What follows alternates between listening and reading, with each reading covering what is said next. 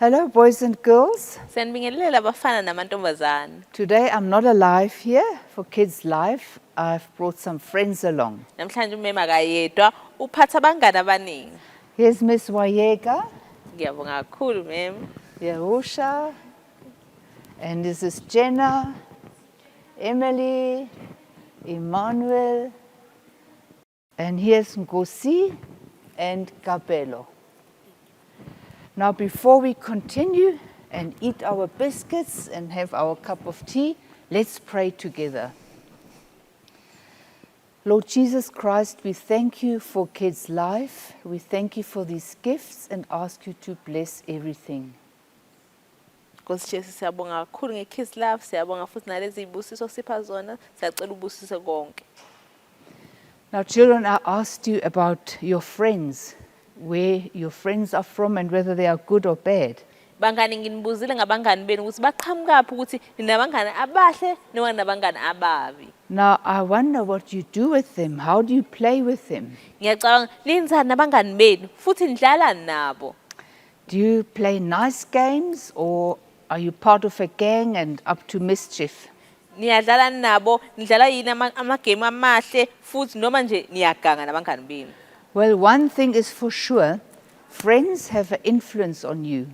Bangani, abangani bangakufundisa izinto ezinhle noma ezimbi. That's right. You can learn good things from your friends or bad things.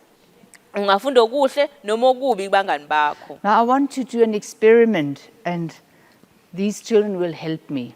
Khona into engifuna ukuyenza, laba bangani laba bazongisiza. Let me just take this tray away. Yeah. Asisuse lokhu ukuze phela kungaphahlazeki phansi kuwe. Okay, let's start with Yerusha and Emmanuel. Here's a coffee table. Uzoqala kuYerusha noEmmanuel bazositshengisa ubenzani namhlanje. Okay, let's do it like that all children can see. Come, Yerusha, come on this side, Emmanuel on that side. Asibukeni bangani. Now what you must do is, you Emmanuel, you must pull your sister Yerusha up on the table. And you, Yerusha, you try and pull your brother down. Let's see who will win. uYerusha uzozama ukudonsa umngani wakhe nomunye ezama ukumdonsa futhi. Niyabona ukuthi kwenzakalani bangani? That was quick, eh? Already finished. Let's see these strong boys. Bazama ukudonsana sifuna ukubona ukuthi ubani uzodonsa umunye. I think they're about the same strength, eh? Muscles. Yeah. Okay. You can decide who will be at the top and who will be at the bottom. Yeah, eat your biscuit, then you have strength. Okay, 1, 2, 3, go. Oy. I hope you didn't get hurt. That was also very quick. I thought this will be a long struggle. Hayi ke bengithi umeme bethi nje ayi kuzothatha isikhathi eside kodwa kuthathanga isikhathi eside. Now, Jenna, you climb on top. You're much older than Emily. I'm sure you'll pull Emily up on the table. Asibuku Jenna noEmily manje. Come, Jenna, pull. Well, Miss Wayega, I think it's very clear, isn't it? Kuyabonakala kucacile futhi. How is it possible that all three could pull the one that was at the top down to the floor? Kwenzeke kanjani ukuthi bonke laba lokade phezulu kwetafula uyena obekwazi ukuthi ehlele ezantsi kulomdonsayo. But you know, in real life, it's exactly the same. Kodwa bangani empilweni kunjalo futhi. And you can read that in the Bible. Futhi siyakufunda lokho eBhayibhelini. It's very easy to find if you want to open your Bible. It's Psalm 1, verse 1. Kulula ukuthi uthole leli verse eBhayibhelini amahubo okuqala ivesi lokuqala. Listen, blessed is the one Ubusisiwe loyo who does not walk in step with the wicked, ongahambi ezelulukweni zababi or stand in the way that sinners take, noma ohamba endleleni yababi or sit in the company of mockers. nohlala nababi nabakhuluma kabi. See, Children, do you want to live a blessed life? Do you want to be happy in your life? Bantwana nina niyathanda ukuthi nibe nenjabulo empilweni yenu futhi niphile impilo ebusekile. Here are 3 clear points how you can live a happy life. Amaphuzu amathathu lawa akutshengisayo ukuthi ungayiphila kanjani impilo enenjabulo. Blessed is the one who does not walk in step with the wicked. Ubusisiwe ongahambi nababi. Maybe at school, you come to school and there stands a group of children and you walk past them. Mhlambe uya esikoleni kuba khona izingane ezimile mhlambe udlule phambi kwabo. And while you walk past them, you hear that they're talking about the teachers, they're gossiping about the teachers. Udlule mhlambe ubeze ukuthi hawu bakhuluma ngothisha bayahleba. But you walk past. Kodwa udlule. Next day, you come again to school, there's another group of people, you walk past them, Futhi ngolusuku olulandelayo ubuye uze esikoleni udlule phansi kwabantu. and you hear the children, your classmates talk about their girlfriends and boyfriends. Uzwe mhlambe labo bafunda nabo bekhuluma ngabafana nangamantombazana. Now your conscience tells you, walk past, carry on. Unembeza wakho ukutshena ukuthi suka hamba udlule phambi kwabo. Don't listen. But no, this time you stand. Kodwa unembeza ukutshena ukuthi ungalaleli kodwa manje ume. Now you stand in the way that the sinners take and you listen to their talk. Ume nabo ulalele inkulumo zabo. What you hear, what they've seen on their cell phones, what they've done with their girlfriends and boyfriends. Hawumngani ulalele lokho abakade bekhuluma ukuthi benzeni kumafoni abo futhi benzeni nentombi zabo noma nabafana abathandana nabo. Hey, and you walk away, you feel dirty, defiled, and it's not nice anymore. Udlule lapho usuhamba unenhliziyo engayinhle usuzwela ukungcola ngaphakathi. Third time, you walk past a group of children Wesithathu udlule phansi kwabantwana. and you hear them talking again about dirty jokes and stories. Ha ha ha, they laugh loud. Ubezwe behlekisa kabi bexoxa izindaba ezimbi futhi behleka. And now you sit with them. Kodwa wena uhlale nabo.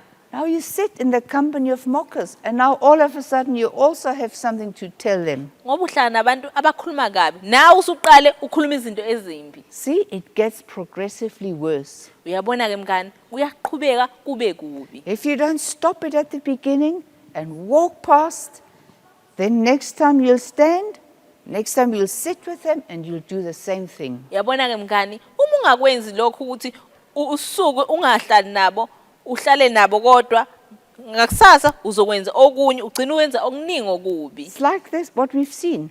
Your friends pull you down. You're not what you used to be. Kanjalo ngoba mngani njengoba kade sibonile abangani bakho bazokwehlisa phansi njengoba kade sibona ukuthi kade kwenzekalani la. Now let's go to the classroom. Asibuyele eklasini mngani. What does it look like there? Kwenzekalani eklasini? You used to listen nicely to the teacher, do your homework. Futhi wena ujwayele ukuthi ulalele kahle kuthisha wenze nomsebenzi wakho wesikole. But now one of the classmates says, hey, let's not do our homework today, it's too much. Mhlambe ke umngani wakho ethi asingayenzi ihomework namhlanje asingayenzi nje ngoba iningi kakhulu. Now you get influence, you do the same. Futhi wena ke ulalele lokho. You used to be respectful and obedient, but now the others, they make a noise and they don't listen to the teacher. Now all of a sudden, you do the same. Abanye futhi babalalela othisha futhi babengahloniphi la uqala wenza okufanayo. You used to put up your hand and contribute, but now everybody says, no, let's not take part in the lesson. You do the same.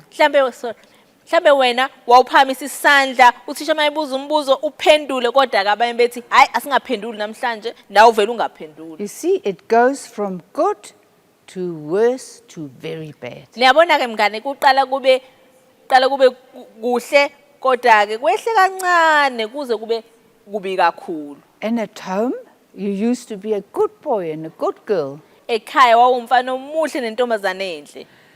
What do you do when you come home and your mother puts the food on the table that she's cooked the meal?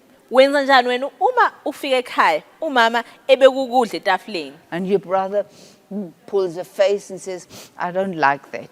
Mhlambe ubhuti wakho enukuna ubuso ethi yena akakuthandi lokuphekiwe. Now, can you stand and say, no, it's nice. Thank you, Mom, for cooking. Or do you also start complaining and say, no, I don't like this? Noma ke nawe uyama uthi ma ngiyabonga ukudla okuphekile kumnandi noma nawe uqale ukhonone njengobhuti wakho.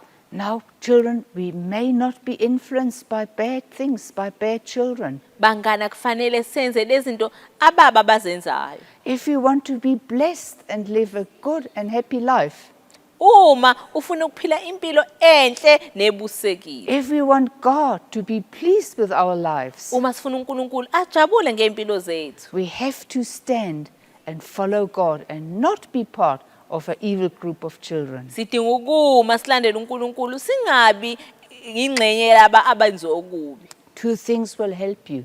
Okubili nje kuzokusiza. You must decide, I want to follow the Lord. Fane uthathe isinqumo ukuthi ngifuna ukulandela uNkulunkulu. I want to live as the Bible tells me to live. Ngifuna ukuphila njengendlela iBhayibheli lingifuna ukuthi ngiphile ngayo. And then the second point is when the devil comes to tempt you Uma usathane efika ezokulinga, with cheeky children, mhlambe ngabangani abangalaleli, they have a bad idea what they could do. imibono emibi abafuna ukuyenza.